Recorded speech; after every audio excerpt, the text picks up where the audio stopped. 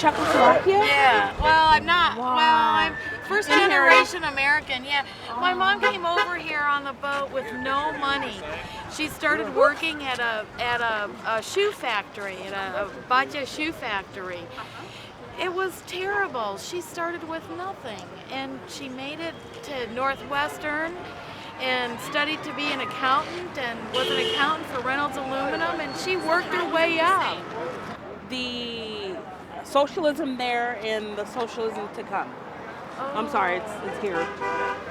What would be the difference? You have to be afraid of your neighbor. Let me explain to you Be afraid of your neighbor. what redistribution of wealth is. Government comes to people who actually earn their living, take half of what they have, hard all and their give it to lives. people who don't earn anything. After They that, don't it's being wanna spent. work. They don't want to work. After that has been spent, they cut it in half again until people who actually produce something say, to heck with it, I cannot get ahead. What's yours is mine, and what's mine is mine. You know, it breeds such a low morale in people, you know. We There's actually no had the saying in Soviet Destroys Union, incentive.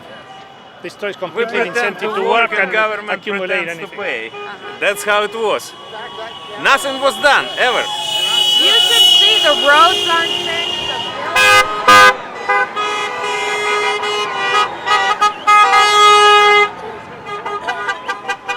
I think it's unfair that military people, active duty personnel like my husband, and wounded veterans and people who come back with catastrophic injuries, they're not only getting their VA benefits slashed, they're getting taxed over and over again on what little income they do get.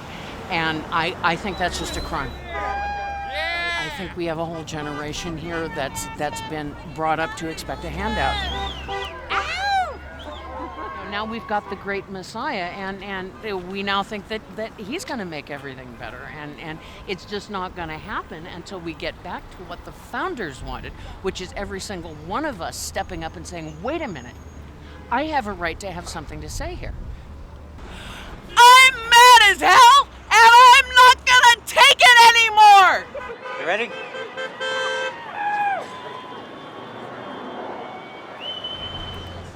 What do I think caused the economic crisis? I can tell you what didn't help, and that was all of these so-called bailouts.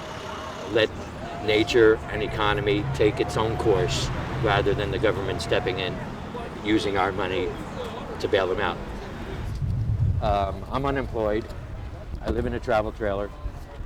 So whether it affects me or not, the way it affects me is when I go and make a purchase someplace.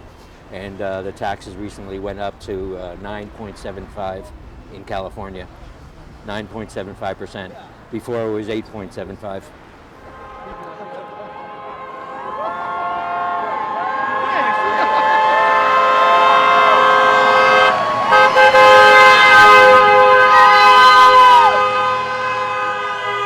Listening to Fox Network, Glenn Beck, and the rest of those loudmouths, you know, that the left loves them so much, you know.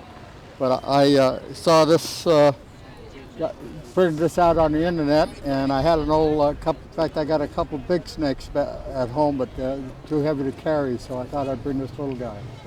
In my neighborhood, they sold a house to somebody. I'm sure they didn't even ask them their social security number, and the next thing we know, we've got about 10 people living in the house. We're glad when they lost it because the traffic on the street got better. We had a place to park in front of our house. But they were just a little bit too reckless. Everybody needed a home. See? That was the biggest problem. I got here August the 8th, 1952 at 2:30. Bought a house in 1962. Paid $10,500 for it, and at the peak it was worth $600,000. So Yeah. What kind of work did you do when you came out here? I worked for Montgomery Wards for 35 years.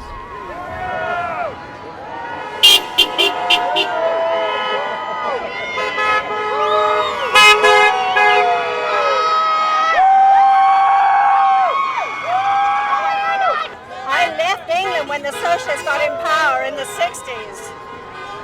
And now I'm facing the same thing here. They take over, as they have done here, they take over the private enterprises and put people in who don't know how to run them.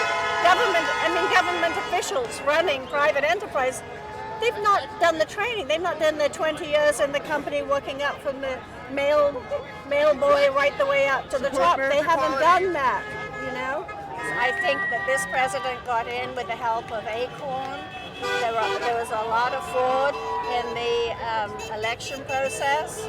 I don't see that changing. I think they're in now, and they're in for good. I'm not an economist, but as far as what needs to happen is we don't need taxes. No country has ever taxed itself into prosperity.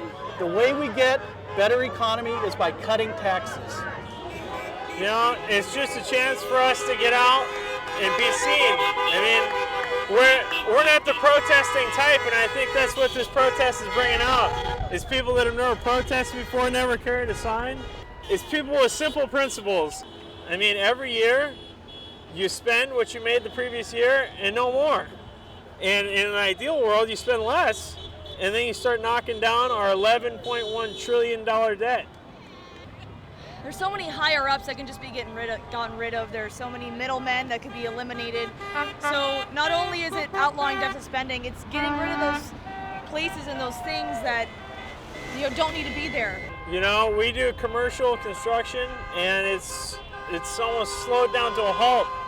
Luckily, we've been able to shift our focus towards our service and inspections departments because, there's always repairs to be done. But yeah, it's hard. We've let go of a lot of people, and it's tough. But it's the only way to survive. And hundreds of people who work with me, they've all lost their houses because they got into bigger houses than they could afford. We have a house that we can afford, and we live in it.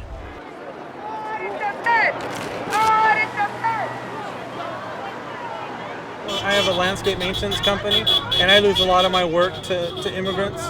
A lot of people around, where I have my business. Instead of hiring me, they hire someone cheaper. So what I have to do is I have to lower my rates, but I have insurance costs, fuel costs, things like that. So I think the people that did foreclose on maybe lived beyond their means. Maybe they learned a good lesson to save before you spend.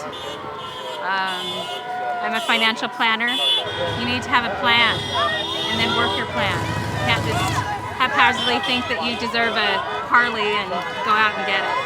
We all deserve a good life, but you got to work for it. Yeah, socialism has been going on for quite a while. And you see more and more people thinking that they have no responsibility for their actions and that the government owes them something. If a business is going to fail, unfortunately, as mean as it sounds, you got to let it fail. Anytime you got something that's free, people take advantage of it and they waste it more than they would if they had to pay for it. And if the government is there when those risks don't pan out to say, oh, here, have this, what is the risk? There is no risk involved. So therefore, it's even easier for them to say, oh, okay, well, let's go do this then. The government's going to pay us for it, why not?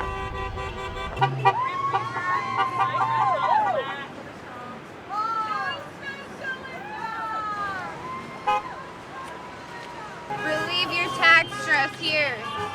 Right. Not go in and get involved in pornography and all those things that break up marriages.